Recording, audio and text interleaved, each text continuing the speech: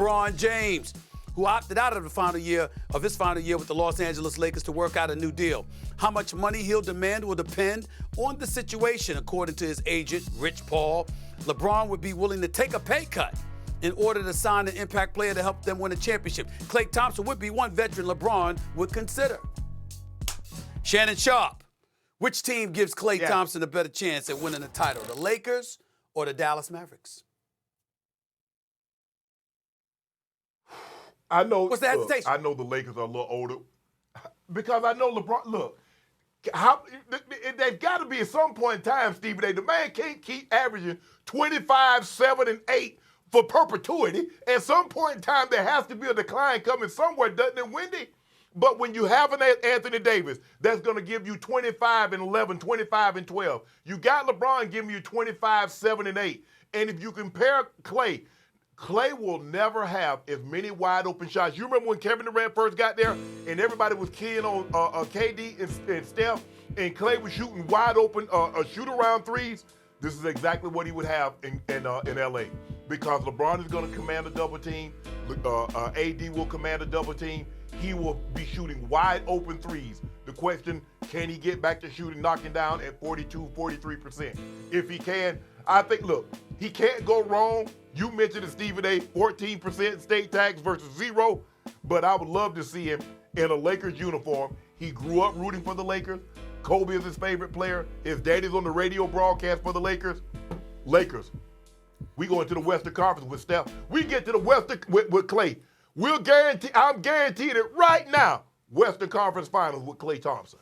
Okay, I respect that you're a Lakers fan, and I can appreciate that you would love to see the Lakers have Klay Thompson. I think a lot of people would, even if they don't have any rooting interest. But you can't honestly say that the team that just won the Western Conference doesn't have a better chance with Klay Thompson than the Lakers. That's not an honest answer, Shannon. Seriously? You seriously think the team that just won the West? Come on, man, that's not honest.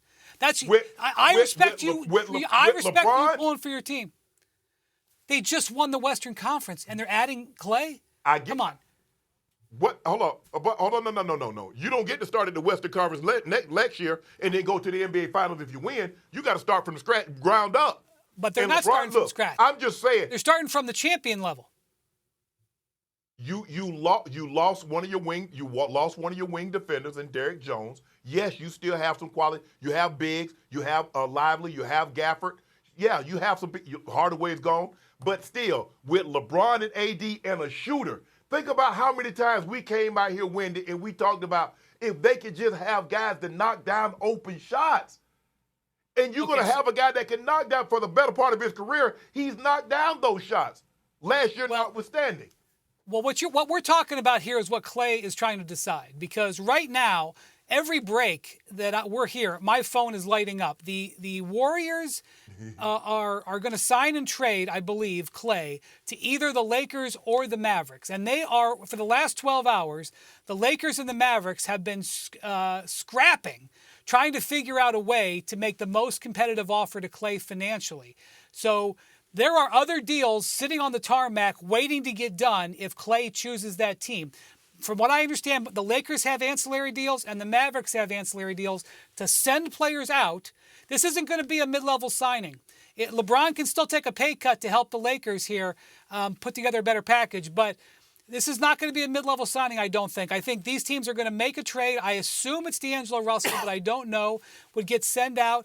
The Mavericks have already sent out Tim Hardaway, but they could be sending out even other players to create. So right now, the most interesting thing going on in the NBA is the behind-the-scenes machinations that they're going on between the Mavericks and the Lakers to get him.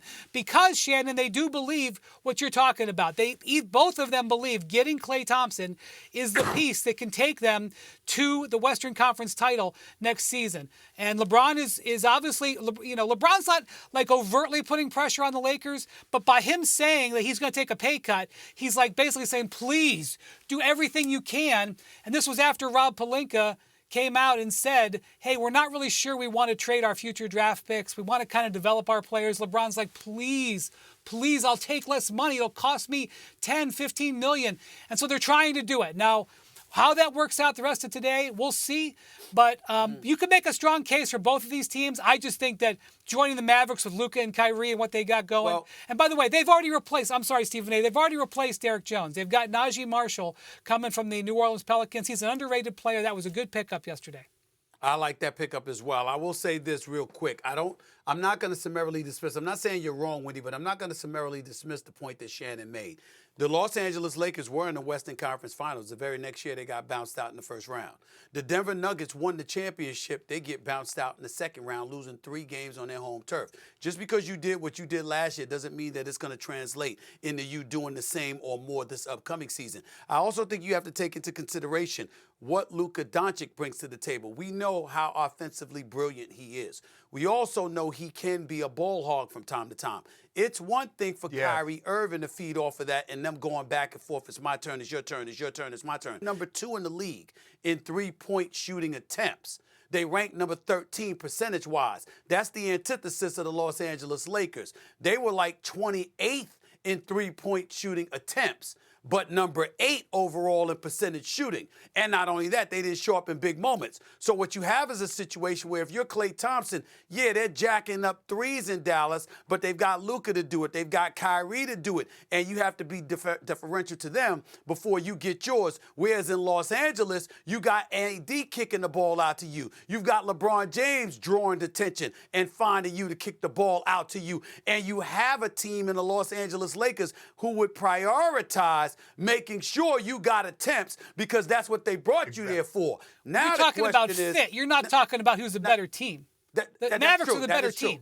Well, I understand that, but what I'm saying to you is that, again, we say that, but if LeBron James and the Lakers had gone up against Kyrie and the Dallas Mavericks, what would have happened in that situation? They won one playoff game. I understand Mavericks, that. I got it. Mavericks won 13 playoff games. But they won one playoff game against a Denver Nuggets team that the Dallas Mavericks intentionally avoided facing, which is why they had the seeding that they had so they could have to avoid Denver because they anticipated that they were going to have to go up against Denver and they didn't want to do it before the Western Conference Finals. We can't forget that either. I'm just saying those are points to bring up, but I don't think that Klay will go to the Lakers. I'm hearing he's going to Dallas because obviously he wouldn't want to put the Golden State Warriors in a pinch where they got to do a deal. I think the Lakers are still very much in it. Very much. I hope. Let me ask you. Steve, hey, let me ask you both of you guys a question. When you say LeBron James willing to take a haircut, are they going to take a little bit? Well, he ain't got much on the top, but are they going to take a little off the side, or are they going to give him the Kojak special? I just need to know, because for $55 million all the way down to what, Stephen A., 45, 40? Or are you talking about going under 30? Are you talking about? Hey, Wendy. I think Shannon, Wendy knows this. Wendy knows this. I think they're talking about cutting him from about 50, nearly 51 to down about 38. Is that correct? This is so complicated, guys. It has to do with the aprons. It has to do with how much money they would get him in a sign and trade for. But I'm just going to point something out. 2 deals got to get made. The Lakers got to make a deal for D'Angelo Russell, and then they got to make a deal with the Warriors. 2 deals for Klay Thompson. The Mavericks, it's a little simpler. They've already made a deal with Tim Hardaway that gives them a little bit more flexibility in dealing with the Warriors. Remember, you got to get Klay's commitment, and then you got to get a deal with the Warriors. It can be done. It will be done, but just keep that in mind. But this is very complicated, but I'm telling you, Rob Pelinka and Nico Harrison are working their tails off right now to figure out how to get Klay Thompson on their team. Shannon, Wendy. Okay, so we just going to blend. We going to blend the fade, Stephen A. We just going to blend LeBron fade. We ain't going to take too much. You know, he ain't got much on the top. We just going to blend the sides. He's going to have to give it up. It's going to cost. It's going to cost. Come on. He's going to have to give it up. Talk about LeBron having to give up something. And just as an aside before we go to break here, you know, if you're Tim Hardaway, lesson learned for a lot of these players out there. Tim Hardaway was streaky throughout his career, but we know he's capable of exploding, even though he did that in garbage time, in Game 4, what have you. You go from the Western Conference champions to what one would argue as basketball purgatory right now to Detroit, Michigan. That's what happens when you allow slippage to kick in your game, or at least in the eyes of a coach or an organization. Wanna try to boast at what I look like. Jimmy with the heat, I'm on fire. It's NBA, it's